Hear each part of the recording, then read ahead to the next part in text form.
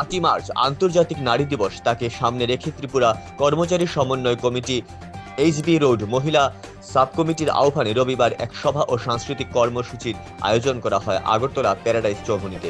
উপস্থিত ছিলেন টিইসিসি সাধারণ সম্পাদক মহুয়া রায় সহ অন্যান্যরা। আগামী 8 তারিখ তো আন্তর্জাতিক নারী দিবস।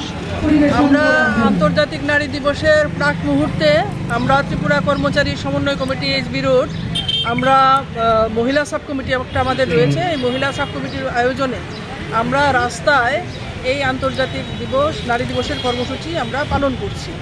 আমরা জানি যে আমাদের দেশ স্বাধীন হয়েছে প্রায় 77 বছর হলো। এছাড়াও আমরা জানি সারা বিশ্বের দেশে দেশে নারীরা আছে কিন্তু শোষিত, লাঞ্ছিত, বঞ্চিত হচ্ছেন। আমাদের দেশেও এর বাইরে না।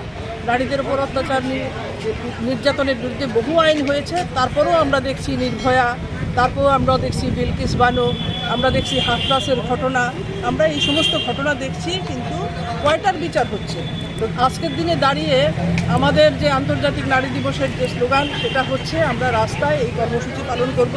আমাদের ঘরে এবং কর্মক্ষেত্রে মহিলাদের যে হয়রানি করা হচ্ছে, হ্যারাসমেন্ট করা হচ্ছে, তার বিরুদ্ধে সমস্ত অংশের মানুষকে নিয়ে, এটা শুধু মহিলাদের লড়াই নয়, মহিলা এবং পুরুষ মিলিতভাবে এই লড়াইয়ে আমরা সামিল হব এবং এর জন্যই আমরা আজকে পথে নেমেছি। আমরা পথসভার মধ্যে বক্তব্যও থাকবে, সাংস্কৃতিক অনুষ্ঠানও থাকবে, আমরা আমাদের কর্মসূচি উদযাপন করব। আজকের দিনে দাঁড়িয়ে ত্রিপুরা নারীরা কতটুকু সুরক্ষিত? আজকের দিনে দাঁড়িয়ে ত্রিপুরার নারীদের অবস্থা আপনারা দেখতেই পাচ্ছেন।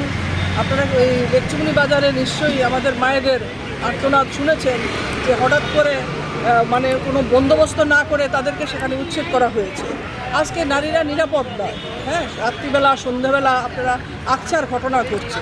আমাদের যে পরিসংখ্যান রিপোর্ট, ক্রাইম রিপোর্ট, সেখানে আমরা দেখছি যে দেশের ক্ষেত্রে বলুন, রাজ্যের ক্ষেত্রে বলুন, সেখানে পণের জন্য, তারপরে বিভিন্নভাবে নারীদের যে শ্লীলতা করা, তাদের যে ন্যায় এবং মর্যাদা পাবার যে অধিকার সংবিধানে রয়েছে, যে সমতার অধিকার রয়েছে, সমস্ত কিছুকেই কিন্তু লুণ্ঠিত করা হচ্ছে। আমাদের রাজ্য এই ঘটনা আকছার ঘটছে। নারী পাচার থেকে শুরু করে এই সমস্ত ঘটনা ঘটছে। পণের জন্য ঘটনা, নির্যাতন, মৃত্যু, বধূ হত্যা, এগুলো আমরা দেখছি। কাজেই নারীরা মোটেই সুরক্ষিত নয়।